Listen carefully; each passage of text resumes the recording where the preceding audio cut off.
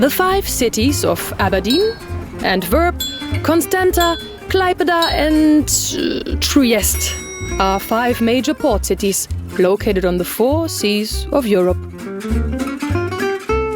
Their ports are important connections to the inland areas, where residents, port commuters and freight are always on the move, creating a unique symphony of transport.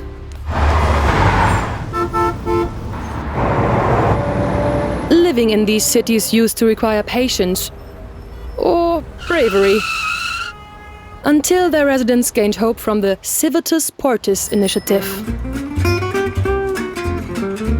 Over 4 years, the passionate Portis team and their local partners have worked to make mobility more sustainable in port cities across Europe. Let's take a look at their work.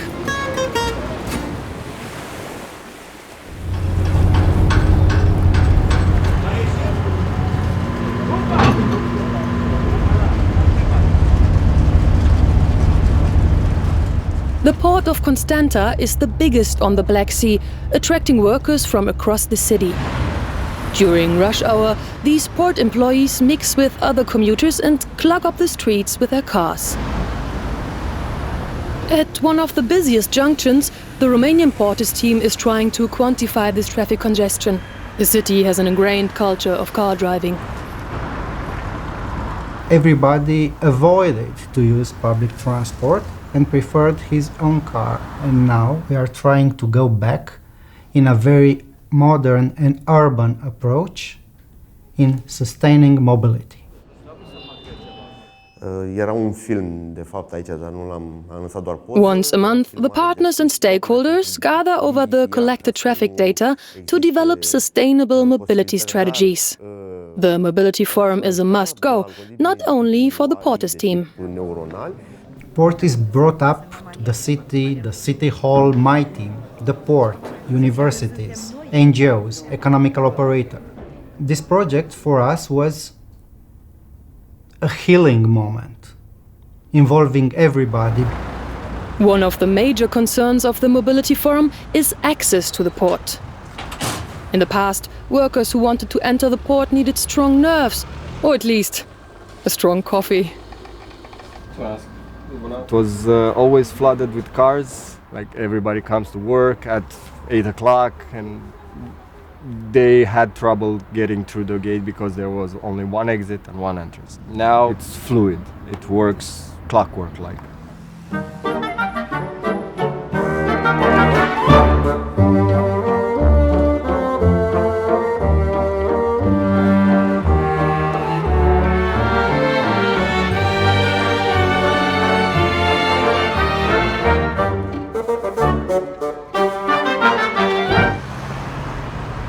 The area around Gate 1 has been completely transformed.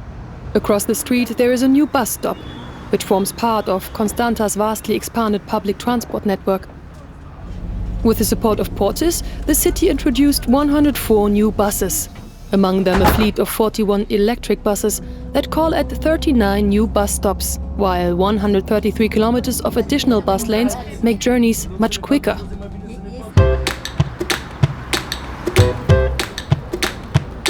In Klaipėda, users of the Lithuanian city's public transport system are being pampered with a new electronic ticketing system.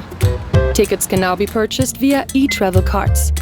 Using pay-as-you-go is convenient and an easy calculation. If a passenger travels more than 4 times on the same day, the price is capped at the value of 4 tickets. And the e-system reduces travel times. It collects detailed trip information that helps speed up traffic flows. In comparison to 2017, the punctuality of public transport in 2019 increased by around 12%. In addition, 22 brand new minibuses circle through Klaipėda streets on 3 routes. Equipped with handy features like an accessible low floor and free Wi-Fi. The buses benefit from a new traffic management system. On Klaipėda's main corridor, closest to the port, cameras and radars will be implemented to monitor real-time traffic flows and report them to a control center. In the future, the traffic management system will also include responsive traffic lights that act in concert, creating a green wave from the city to the port.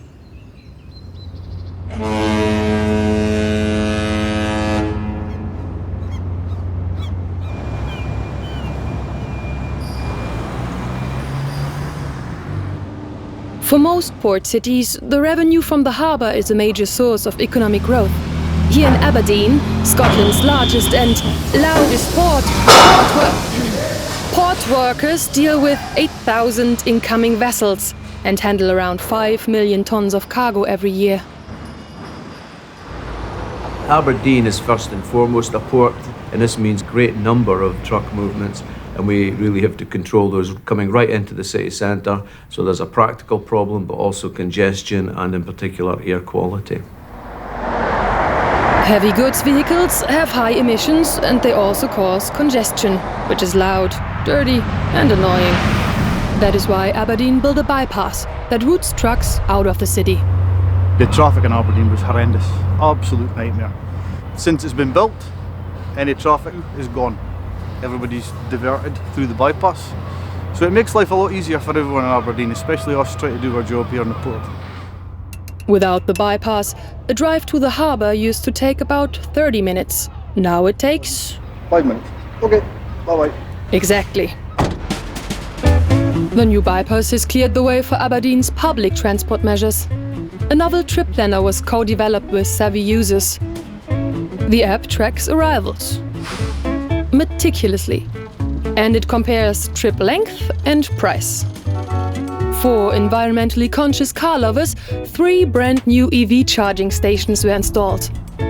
The combination of the new bypass with Portis measures has reduced city centre traffic flows at rush hour by 8% and lowered NO2 levels on the city's main street by an average of 10%. At full throttle.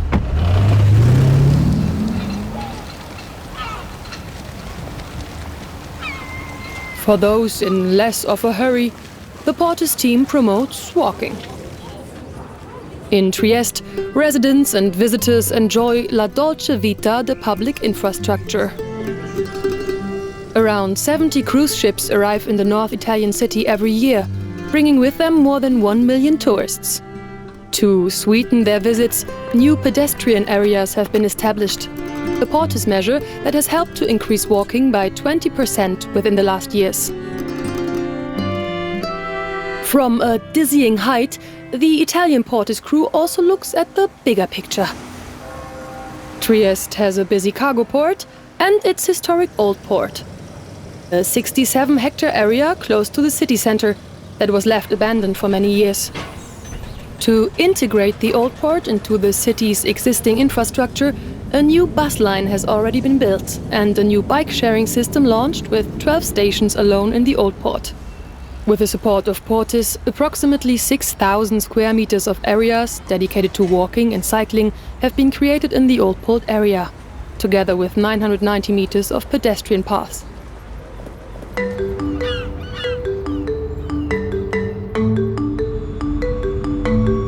Antwerp is home to Europe's second largest port and more than 60,000 unresting employees that commute from across Belgium to the port. When we look at the way that people commute to the port, we saw that we really had to help them to, for instance, use the bikes a lot more. So what the port has done, they've come up with a cycling bus to get a cyclist from one bank to another bank in a very short time. So cycling is no longer a challenge, but it's really something that you can easily do. The new cycling bus carries an average of almost 10,000 cyclists to the port every month, where they continue their way by bike highways and separate bike lanes. In total, Antwerp inhabitants used the car 7% less for commuting, while cycling increased by 6% between 2017 and 2019. A major infrastructure project was the redesign of the Opera Square, an important axis through the city. Commuters can now board new tram lines, crossing the city and defying all weather. Another option are the 11 shared mobility providers offering things like e-scooters and velos. To navigate through Antwerp's unique and truly diverse menu of Belgian travel possibilities, Smart Ways to Antwerp has developed a new route planning app. It combines different transport modes in one route and takes into account major roadworks and personal preferences. I come to Antwerp from different parts of Belgium. I park my car on the parking right, and then I have the different options just in the palm of my hand, so it's quite easy. The multimodal route planner is free to use and can easily be downloaded on any mobile phone or accessed on the website. As a result, more than 160,000 routes were searched in 2019. The cities of Aberdeen, Antwerp, Constanta, Klaipeda and Trieste and their 29 partners work together for cleaner and better transport in their cities. With European support and consistent enthusiasm, they implemented 49 innovative mobility solutions. Having helped 5 of Europe's major port cities to make their mobility structures more sustainable, the Portis crew are already gearing up for their next adventure, aren't they? That's it. But rather, tomorrow.